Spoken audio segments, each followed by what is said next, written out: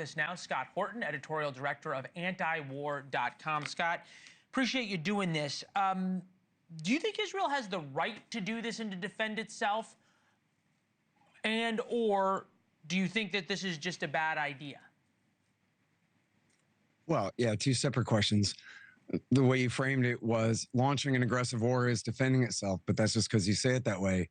In any other contest, of course, it's completely illegal. This is what Japan did to us at Pearl Harbor, the day of infamy, a surprise sneak attack against a country that wasn't attacking them. And so that was what was going on here. And the fact is, they were in the middle of negotiations.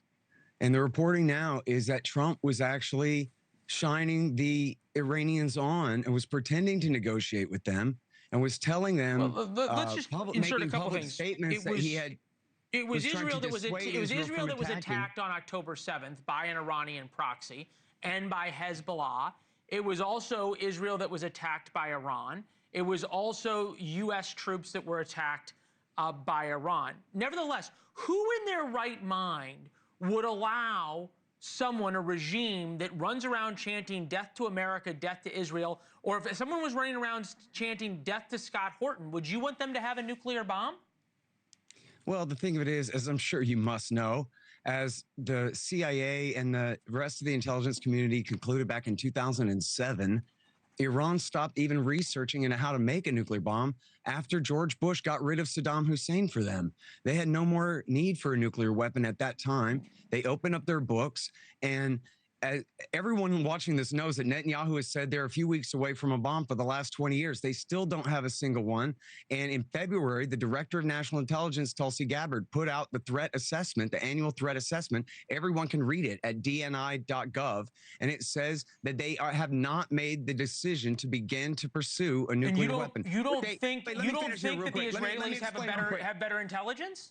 Come on. No. Look, there's nothing saying that late Israeli claims of recent advancement are true. No one else is confirming that at all. In fact, what they had all along, Leland, was a latent nuclear deterrent. It's the same as Germany or Japan or Brazil, where they had shown that they had perfected the fuel cycle. They know how to make nuclear weapons fuel, but they're not making it.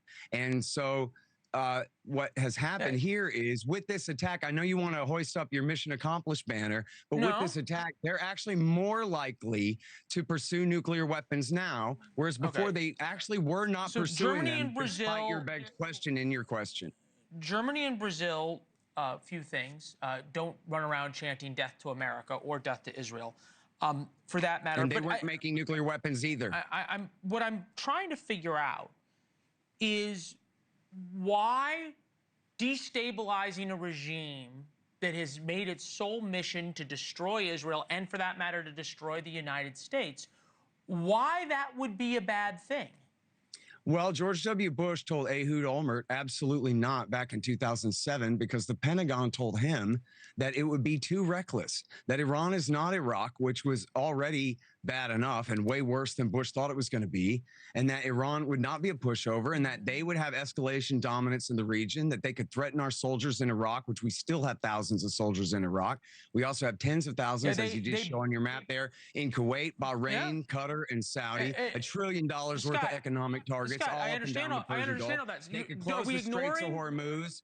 They can close the Straits of Hormuz. I understand all the bad things that can happen. I understand all the bad things that can happen. This is the exact same things that the Iranians were doing. Okay, they were attacking U.S. soldiers. The problem is, once Iran gets a nuclear bomb, there were more than 150 attacks by Iranian proxies against U.S. interests during the Biden administration. We just all conveniently forgot about it. But I continue. The issue here, and the reason the world is safer, is because once Iran got a nuclear bomb or was on the beyond the point of no return, they could act with absolute impunity. They could do all the bad things you said, and the world couldn't do anything to them because they had a nuclear bomb. Well, here's the thing of it. We had a deal before that they kept breaking. No, that they were not in violation of, that Donald Trump tore up at Netanyahu's behest in 2018. Under that deal, why do you hate Benjamin Netanyahu so much? If they decided to break out and try to create a nuclear weapon, it would have taken them at least a year to get enough fissile material to even make one, much less complete the process of making one. That was the deal Trump tore up. At that time, any enriched uranium, why don't you let me finish? Anytime they enriched uranium, because half of the things you're saying isn't true and the other half are wrong. They had no stockpile of enriched uranium because they shipped it all out to France to be made into fuel rods and then be shipped back into the country under the old deal. It was after Trump withdrew from the deal at Netanyahu's behest that they then began to stockpile the enriched uranium that you're referring to that makes them that much closer to the bomb. Trump could have just got back in the deal and called it the Trump deal instead of the Obama deal, and all of this would have been fine. It was a bad deal to begin with. I still don't understand why you believe that we should allow a country that has shown a willingness to launch terror attacks on the United States, kill Americans, launch and support terrorists around the world and attack our allies. Why even take the risk that they could possibly get a nuclear bomb? That's funny. You know, I wonder how you think that after Iraq and Somalia and Libya and Mali and Syria and Ukraine and Afghanistan, that the United States of America ought to be in charge of bombing countries, changing their regimes, fixing anything, especially in the Middle East, especially what Netanyahu wanted. He's the one who said, if we got rid of Saddam Hussein for him, then everything would be, that peace would reverberate throughout the region. But instead, we put Iran's best friends in power in Baghdad, a war I'm sure you supported too. And then now we supported Al-Qaeda, Mujahideen in Syria, because they are enemies of Iran's friends in Syria. Do you support that? Do you support Al-Qaeda in Syria? I've spent a lot of time in the places that you just talked about. But that beside the point. So are you saying under no condition, so under no condition should a country, this was not the United States bombing Iran, by the way, this has been Israel, there's a distinction. Is there no country that has a right to keep its enemies, its sworn enemies, from getting a nuclear weapon? Well, Truman did not attack the Soviet Union to prevent them from getting nukes, and Johnson did not invade China to prevent them from getting nukes. Mao Zedong was by far the worst person who ever lived, the most dangerous person who ever lived. We didn't launch a preemptive war against them, and they haven't used a nuclear weapon a single time. Only the United States has used nuclear weapons. So you believe religious fanatics who chant death to America, death to Israel aren't a little bit different than the Soviet Union and China? Come on. I mean, you're putting an awful lot of weight. You're putting an awful lot of weight in somehow the fidelity and goodness. You think Mao Zedong's a better man than the Ayatollah, huh? We got you on tape, buddy. Okay. I don't understand what your point is. That Mao Zedong killed 40 million people. You must not know anything about communism. I know plenty about Mao and that he killed 4 million people. I'm not sure how I said he was better or worse than the Ayatollah. 4 million? Is that what you just said? Okay. All right. He killed 40 million people.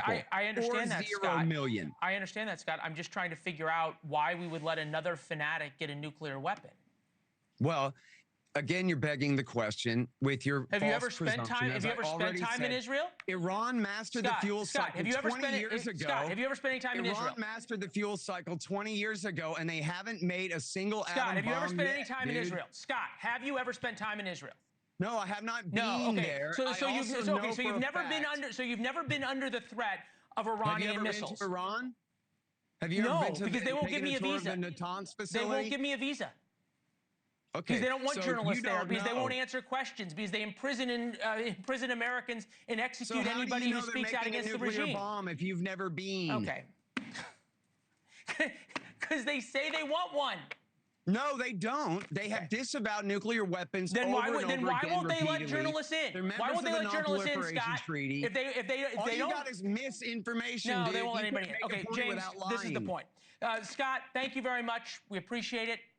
Good luck to you. The point is made. Yeah. I appreciate that.